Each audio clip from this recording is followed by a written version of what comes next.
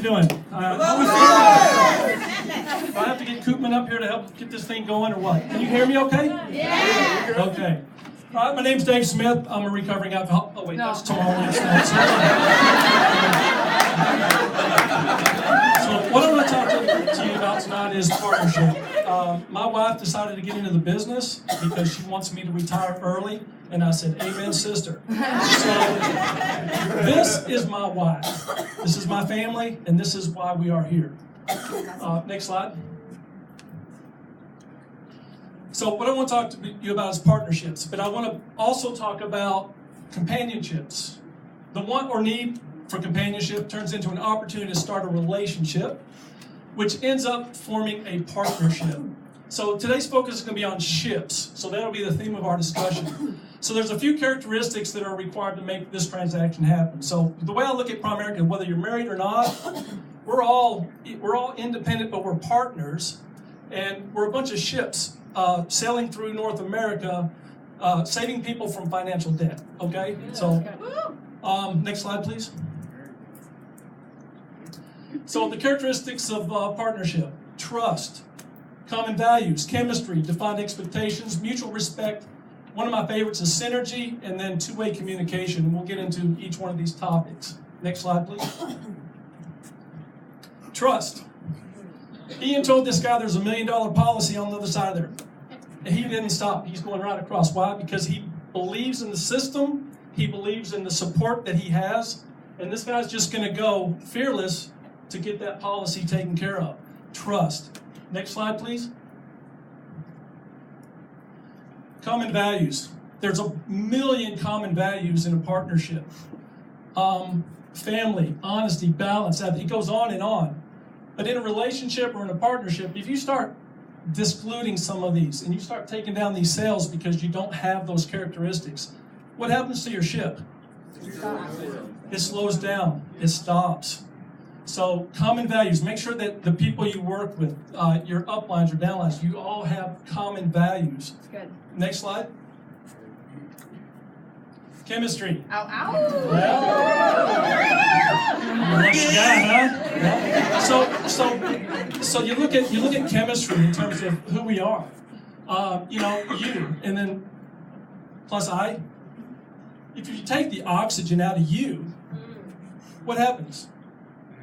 Your chemistry no longer fits between you and your partner. So what happens? It becomes toxic. Yeah, that's good.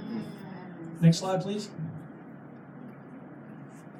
Now, this is the defined expectations. In a relationship or in a partnership, my wife is obviously going to be the captain of my ship, and I'm going to be the crew member, okay?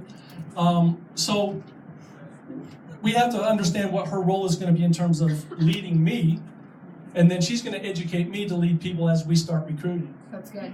So as a crew member, I'm basically going to take everything I learned from my wife as she learns from her upline and up and up. So understanding your expectations of where you fit within that partnership is very important. That's good. Next slide, please.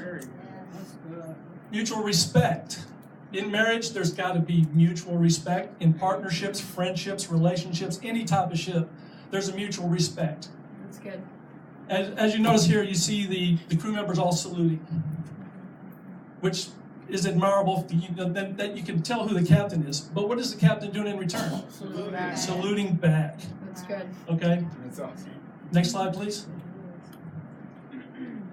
Synergy, one of my favorites. The interaction or cooperation of two or more organizations, substances, or other agents to produce a combined effect greater than the sum of all their separate effects. So we all have different talents. As teammates, we all have different things that make us strong. And if you put everybody together, there's nothing you can't accomplish. Okay, so making sure that the synergy in your partnership is there. Okay, next slide. Types of communication. Two-way communication. There's two types. One is there's a one-way communication, but that's linear. It's limited because it occurs in a straight line from sender to receiver, serves to inform, persuade, and command. But what happens is you go from sender to message to receiver, it's one line, there's no response. So if you're sending a direction towards somebody and they don't really quite get it, if they don't respond to you, you don't know how to help. That's good.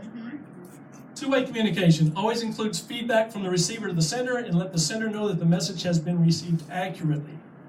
In two-way communication, communication is negotiated. Both sender and receiver listen to each other, gather information, and are willing to make changes to work together in harmony. Their intent is to negotiate a mutually satisfactory situation. So, in communication, you're upline, you're not an upline, whatever you're doing when you communicate with people, give the other person an opportunity to explain if they understand what you're trying to help them learn. Okay? That's good. Okay, next slide, please. So what happens without two-way communication? There's a little entertaining presentation for you.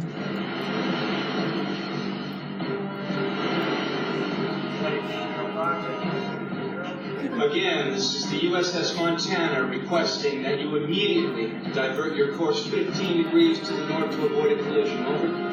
Please divert your course 15 degrees to the south to avoid collision. This is Captain Hancock. You will divert your course. Over. Negative, Captain. I'm not moving anything. Change your course. Over. Sir, this is the USS Montana, the second largest vessel in the North Atlantic Fleet. You will change course 15 degrees north. I will force to take measures to ensure the safety of this ship. Over. This is the lighthouse, mate. It's your call. Hello, Captain. Oh my dear Lord. Again, communication. Sending out his message, but not giving him a chance to understand the situation, right? Okay. So, there's one more slide. Relentless partnership. Sometimes you may be the captain, sometimes you may be the crew, but just remember to be the best version of you. Your partnership may not always be sailing the same course, but with hard work, determination, and trust, your compass will lead you to the Come on.